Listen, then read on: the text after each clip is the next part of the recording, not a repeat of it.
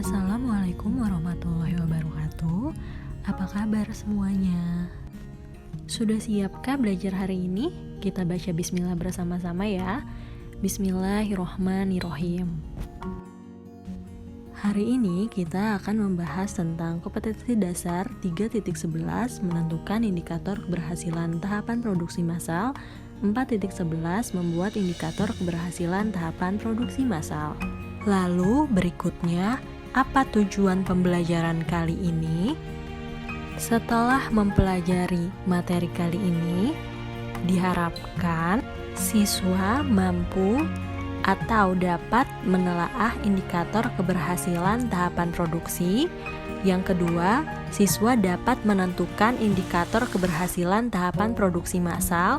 Yang ketiga, siswa dapat menyusun indikator keberhasilan tahapan produksi massal.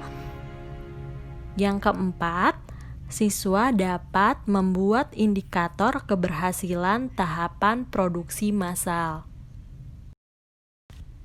Langsung saja ya, kita masuk ke materinya. Keberhasilan produksi. Keberhasilan produksi atau usaha sangat identik dengan pendapatan yang diraih. Kenapa seperti itu? Dikarenakan pendapatan merupakan salah satu kriteria yang dapat digunakan untuk menilai keberhasilan suatu usaha. Maka, keberhasilan produksi adalah suatu keadaan di mana usaha mengalami peningkatan dari hasil yang sebelumnya. Dalam pengertian umum, keberhasilan menunjukkan suatu keadaan yang lebih baik atau unggul dari masa sebelumnya, sehingga dapat diketahui bahwa keberhasilan usaha adalah keberhasilan dari bisnis mencapai tujuannya, di mana keberhasilan tersebut didapatkan dari peningkatan laba usaha dibandingkan periode sebelumnya dan dilihat dari semakin meningkatnya skala usaha, jumlah karyawan, juga peningkatan omset. Selanjutnya, apa saja? Kalau tadi sudah dipelajari tentang apa yang dimaksud keberhasilan produksi atau keberhasilan usaha, nah, selanjutnya apa saja indikator keberhasilan produksi? Indikator keberhasilan produksi itu ada beberapa. Yang pertama, peningkatan dalam akumulasi modal atau peningkatan modal. Yang kedua, jumlah produksi. Ketiga, jumlah pelanggan. 4, perluasan daerah pemasaran. 5, perbaikan sarana fisik. Dan yang terakhir, pendapatan usaha. Berikutnya adalah indikator keberhasilan dalam produksi massal. Itu dapat diukur dari hal-hal berikut ini, ya. Yang pertama adalah produktivitas. Nah, produktivitas ini diartikan sebagai perbandingan antara volume keluaran dengan volume masukan. Dengan kata lain, produktivitas itu diukur dari tingkat efisiensi produksi masukan seperti tenaga kerja dan modal yang menggunakan untuk menghasilkan produksi keluaran. Produktivitas merupakan dasar dari persaingan dan pertumbuhan ekonomi. Terdapat berbagai macam atau beberapa macam untuk mengukur produktivitas. Nah, ini tergantung dari tujuan perhitungan dana yang tersedia. Kemudian, beberapa hal yang terkait dengan aspek produktivitas itu, yang pertama, perhitungan produktivitas dalam perusahaan. Tadi sudah saya singgung sedikit ya, bahwa ada beberapa macam cara untuk mengukur produktivitas itu. Salah satunya adalah yang paling umum itu menghitung produksi kotor pekerja selama 1 jam. Perhitungan ini dapat menghitung seberapa efisien tenaga kerja untuk menghasilkan produksi massal.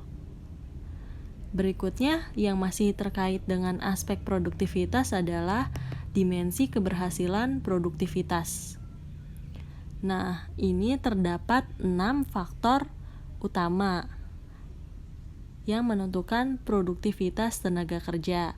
Apa saja?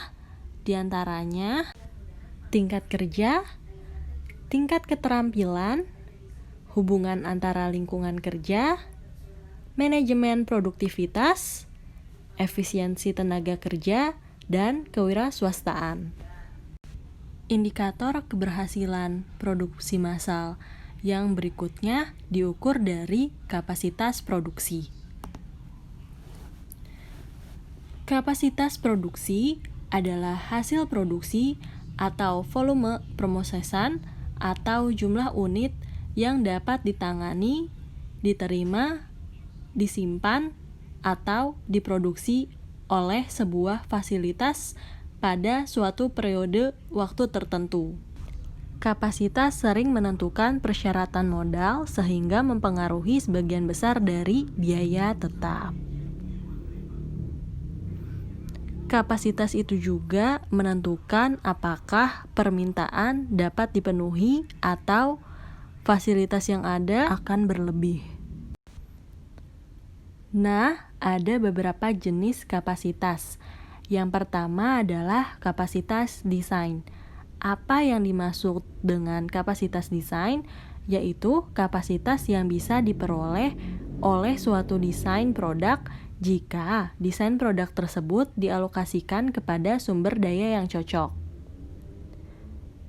Yang berikutnya adalah kapasitas efektif, yaitu kapasitas yang dapat diperoleh jika dihitung dari efektivitas desain dan sumber daya yang diperoleh. Yang ketiga adalah kapasitas pemanfaatan, yaitu kapasitas efektif dari produk yang sedang digunakan. Nah, demikian kita sudah mempelajari tentang indikator keberhasilan tahapan produksi massal. Semoga apa yang kita bahas ini bermanfaat. Terima kasih, sampai bertemu di pertemuan selanjutnya. Assalamualaikum warahmatullahi wabarakatuh.